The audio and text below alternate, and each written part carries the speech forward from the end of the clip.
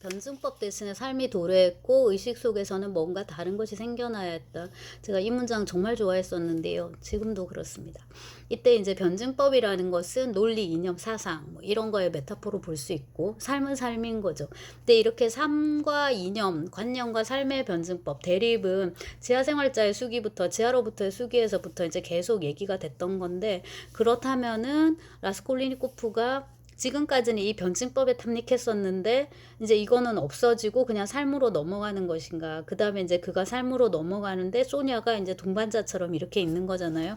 그러니까 소냐의 좀 또 사상이라고 할 수 있을 텐데 소냐 쪽으로 기우는 것인가. 그건 이제 신인데 그 소냐가 성경을 갖다 줬었어요. 성경책을. 그거를 이제 라스콜니코프가 머리맡에 두고 있는데 그녀의 사상, 그녀의 그 믿음이 나의 믿음이 되면 왜 안 된단 말인가 이런 식의 이제 의문을 던져요.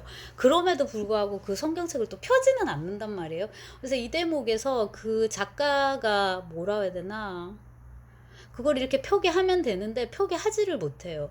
제가 볼 때 그 표기했으면 오히려 또 망하는 거예요. 왜냐하면 캐릭터의 어떤 일관성이라는 게 있는데 적어도 이 소설 속에서의 그 라스콜리니코프는 그렇게 이제 성경을 펼치고 자기가 아멘 해버리면 너무나도 그 인물로서의 또 일관성이 떨어지는 게 있고요. 근데 이제 변증법 때문에 삶이 도래했으니까 뭔가 딴 거를 보여줘야 되는 거예요. 그래서 여기서 작가가 굉장히 노회하다. 그 다음에 이제 우리가 도스옙스키 소설을 두고서 인물이 작가를 이긴다 이런 표현을 쓰거든요. 톨스토이는 반대로 작가가 이겨요. 나중에 이제 안나 까레니나나 이렇게 보시면 부활이든 뭐든 아무튼 거기는 작가가 이겨요. 작가가 다 관장하고 작가가 다 누르고 있습니다. 인물들의 운명들 그리고 뭐고 다 이렇게 사상이고 뭐고 다. 근데 이제 도스옙스키는 여기 죄와벌이 여실히 보여주듯이 그 라스콜리니코프를 자기 마음대로 하지 못하는 거예요. 변증법 대신에 삶이 도래했다까지는 이제 썼는데 의식에서 뭔가 완전히 다른 것이 생겨났다라고 써주면 되는데 생겨나지 않고 생겨나야만 했다라고 이건 이제 당위고 앞으로에 있을 어떤 것이라고 이제 이렇게 써주는 거죠. 그러니까 마치 성경을 펼치지 못하는 거하고 똑같은 거예요. 하지만 지금은 못 펼치지만 이 성경을 나중에는 펼치겠다라는 식으로 이제 미래지향적으로 이렇게 이제 끝을 냅니다. 그래서 맨 마지막에 새로운 이야기 이제 이거라는 거죠. 하지만 여기서 이미 새로운 이야기가 한 인간이 점차 새로워지는 이야기, 이제 점차 다시 태어나는 이야기, 점차 하나의 세계에서 다른 세계로 옮겨가서 여태껏 전혀 몰랐던 새로운 현실을 알아가는 이야기가 시작이 된다. 근데 이건 이제 새로운 얘기의 주제가 될 거고 우리의 지금 얘기는 끝났다라고. 어쩌면 이제 이건 안 써도 되는 거일 수도 있는 거고요. 요거는 이제 이번에 499쪽입니다. 그 다음에 이제 다음 소설하고 우리가 엮어서 생각을 해보면 이렇게 갱생하는 새로운 이야기를 써야 되는데 그게 지금 쉽지 않단 말이에요. 그래서 그 소냐를 통해서 얘기하고 싶었던 건 문학적 그리스도, 소설 속의 그리스도의 형상을 구현한다. 이거를 그 백치를 통해서 이제 한번 실현해 보는 거예요. 근데 이제 그 굉장히 부지런한 소설가 아니 우리가 이렇게 뭐 역사적으로 이름을 알고 있는 이런 사람들은 네, 시간이 그러니까 똑같이 그들도 24시간을 가지고 있었을 텐데 굉장히 부지런하게 진짜 살았던 것 같아요. 이게 끝날 무렵에 이미 이제 백치를 구상하고 있고 갱생의 이야기, 부활의 이야기, 그게 또 어떤 의미에서는 백치니까 그거를 썼던 것 같고요. 그 작가 메모를 보면 스비드리가일로프, 아차야네 사마의 찌니치스거에 가장 냉소적인 절마, 소냐, 나제슈다, 사마야, 니 아스슈스트 비마야, 소냐는 희망인데 가장 실현 불가능한 이렇게 썼단 말이에요. 그러니까 이게 뭔가 문학적으로 굉장히 설득력이 없는 거라는 거를 자기가 알았던 것 같고 이번엔 조금 다른 식으로 이 구원의 문제, 문학적 그리스도의 문제에 한번 접근해보자 해서 이제 백치로 넘어갔던 것 같고 이 죄와벌에서 다시 변증법 대신의 삶인데 문제를 이렇게 설정을 하고 그거를 갈등이나 논쟁이나 이런 거를 지금까지 굉장히 치열하게 이끌어 온 거잖아요. 이 두 권에 걸쳐서 거의 지금 100,000쪽에 가깝게 이렇게 하다가 막판에 가가지고 그냥 정말 용두사미도 이런 용두사미가 없이 연이 줄이 끊어지고 풍선이 터지는 것 같은 이제 이런 느낌으로. 그래서 이제 연구자들이 이 에필로그를 두고서 많이 이제 또 얘기를 했었는데요. 이 소설에서 이렇게 설정된 이런 문제들은 resolve 해결되는 게 아니라 dissolve 소설 속에 그냥 용해돼 버린다라고 이제 이렇게 쓰기도 하고, 라스콜리니코프가 정말로 자기 사상을 철회했는지 어떤지도 사실은 되게 애매하고요. 포르피리는 당신은 더 이상 당신의 사상을 믿지 않는데 그 사상을 가지고 어디로 도망을 치냐라고 얘기를 했단 말이에요. 근데 또 라스콜리니코프는 사상 자체를 부정한다기보다는 그 앞서 두녀와의 대화에서인가 형식에 문제가 있었다라고 계속 얘기를 하거든요. 미학적 형식이 틀렸다는 거예요. 사상이 틀린 게 아니라.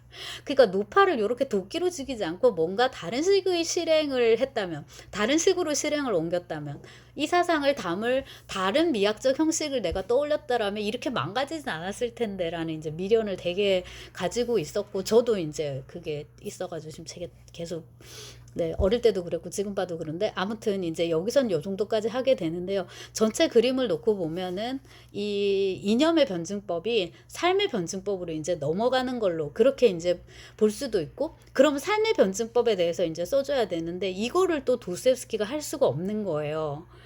네, 이래서 이 후일담을 우리가 한번 이제 구성해 볼 수는 있을 건데, 즉 소냐하고 라스콜리니코프가 지금 8년을 살아야 되잖아. 한 7년 정도 더 남았는데, 살고 나서 얘 둘이가 뭐 결혼을 한다든지 아이를 낳는다든지 그런 거를 이제 생각을 해보는 거죠. 그러면 이제 하나는 살인자고 하나는 전직 매춘부 막 이 전과범 이렇게 되는데, 그 둘이 이끌어갈 어떤 미래라는 거를 우리가 이런 사실적인 소설의 구도 안에 놓는다 생각을 하면 이게 그림이 그려지지 않는 거예요. 그거를 작가인 도스토옙스키는 본능적으로 더 잘 알았을 거고, 제가 지금 말씀드린 요 대목 뭐 결혼하고 아이를 낳고 뭐 찌지고 볶고 뭐 영지 경영을 하고 뭐 무도회를 다니고 뭐 사교계의 가십에 뭐 휘말리고 등등등, 그 다음에 뭐 오늘 저녁은 뭐 청국장을 끓일지 뭐를 소고기 묵국을 할지, 예를 들자면 이런 식의 어떤 세태 소설, 브이타비즘이라고 러시아어로는 얘기를 하는데, 브이트 일상 세태 이런 거에 대한 이야기를 우리가 보고 싶으면 도스토옙스키 소설을 볼 게 아니라 진짜 뭐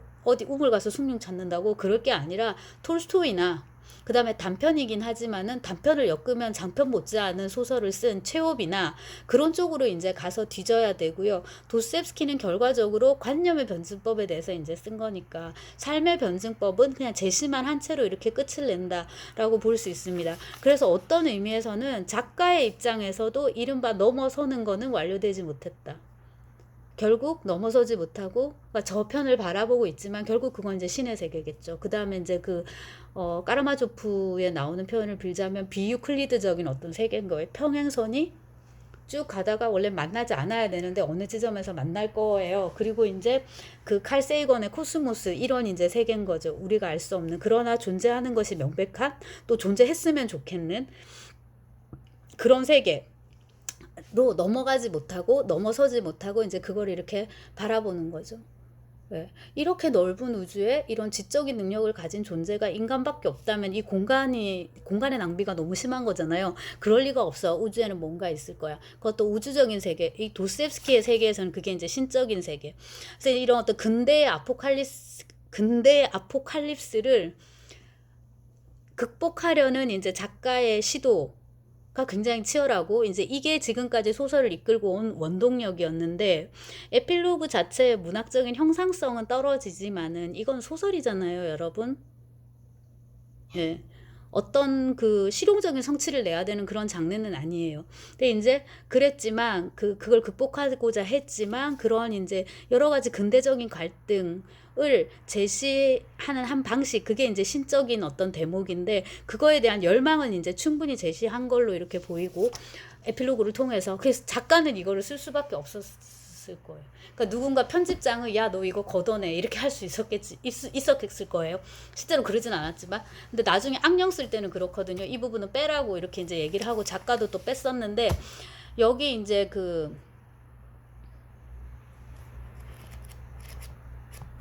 죄아벌의 경우에는 그런 뭐 제안을 받은 것도 아니고 작가 입장에서 이거를 절대로 이제 뺄 수 없었을 거라는 생각이 들고, 여기서 이제 도스토옙스키 소설을 정의하는 또 다른 문장, 도스토옙스키 소설 속에 신이 형상화되는 건 아닌데, 이제 직접적으로 이렇게 형상화되는 건 아니잖아요. 그럼에도 불구하고 도스토옙스키의 소설은 우리를 신으로 이끈다. 그 신을 굳이 기독교적인 신으로 볼 건지 말 건지 그건 이제 독자들이 알아서 판단하면 되고, 실제로 이제 크리스천도 되게 좋아하고요, 도스옙스키를. 그렇지 않은 경우도 많고, 뭐 그렇지 않은 사람도 역시나 도스옙스키를 읽는데 자기식으로 이제 그렇게 읽는 거죠. 근데 우리를 신으로 이끄는 소설인 것은 네, 맞는 것 같습니다. 자, 요게 이제 마지막 영상이고요. 부족한 거는 제가 줌에서 또 보충을 하도록 하겠습니다.